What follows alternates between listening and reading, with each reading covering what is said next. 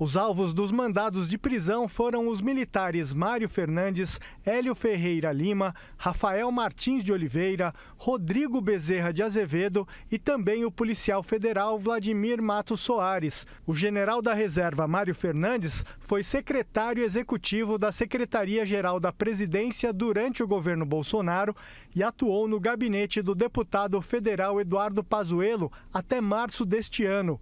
Os tenentes-coronéis Rodrigo Azevedo e Hélio Lima, supostamente escalados para a segurança do G20 no Rio, foram detidos no Comando Militar do Leste. No relatório, a Polícia Federal informou que o monitoramento das autoridades teve início logo após a reunião realizada na residência de Braga Neto, em 12 de novembro de 2022. O plano era instaurar um gabinete de crise no dia 16 de dezembro de 2022, após o golpe descrito na minuta encontrada na casa do ex-ministro Anderson Torres. Esse gabinete seria composto, na maioria, por militares, sob o comando dos generais Augusto Heleno e Braga Neto. Também fariam parte do grupo o general Mário Fernandes e Felipe Martins, assessor especial da presidência de Bolsonaro. O ministro-chefe da Secretaria de Comunicação Social, Paulo Pimenta, comentou a operação contra-ataque. Nós consideramos que esse episódio, essa investigação da Polícia Federal, ela traz elementos novos sobre a questão do golpe, da tentativa de golpe que aconteceu no país. Nós estamos falando aí de um general, né? Nós estamos falando de coronéis da ativa, nós estamos falando de integrantes da Polícia Federal. E existem elementos bastante concretos de que, de fato, havia um plano para, no dia 15 de dezembro, né, atingir diretamente o presidente da República, o vice-presidente e o ministro Alexandre de Moraes. É bom a gente lembrar, no dia 12 de dezembro, foi o dia da diplomação. Vocês lembram que foi aquele momento que foram colocados, né?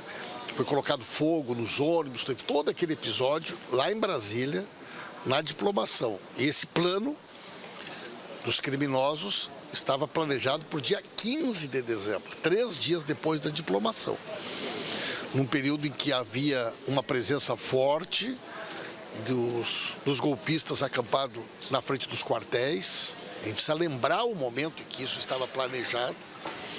E isso acaba colocando por terra qualquer discurso de que as pessoas estavam lá no dia 8 de janeiro, de forma democrática, protestando. Não. O que teve, né, foi uma tentativa de golpe de Estado com a participação de pessoas diretamente ligadas ao ex-presidente. Esse general era secretário executivo da Secretaria de Governo, portanto, atuava dentro do Palácio do Planalto. Esses coronéis são coronéis, né, de uma área muito sensível do Exército Brasileiro, de operações especiais, e essa investigação precisa levar das últimas consequências para que realmente todos aqueles que atentam contra a democracia sejam identificados e paguem por esse crime, porque a sociedade precisa, né, definitivamente compreender que aquele crime contra a democracia é algo que não pode ser tolerado. E por isso que a gente não pode falar em anistia e não pode falar em impunidade. O que você sabe é que havia um plano para ser executado no dia 15 de dezembro, que tinha por objetivo atentar diretamente contra a vida do presidente Lula e do vice-presidente. Eles falavam em chapa, né? Atentar contra a chapa. Então, tanto o presidente Lula como o ministro Alckmin eram alvo dessa ação, planejada para o dia 15 de dezembro de 2022, 3 dias após a diplomação. Havia claramente, por parte dos criminosos, uma preocupação de executar essa ação antes da posse, né? No primeiro momento, eles pretendiam fazer a ação antes da diplomação.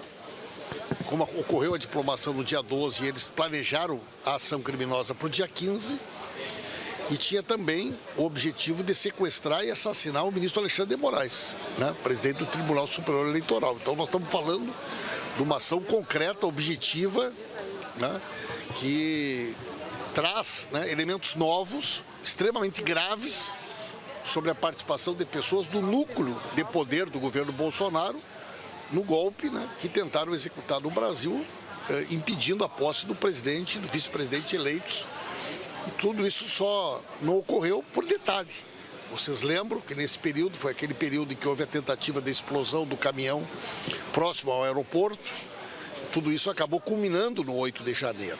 Né? Então, esses fatos são fatos que se relacionam entre si, os personagens são os mesmos personagens que financiaram a presença dos acampados à frente aos quartéis estão envolvidos também nesses episódios.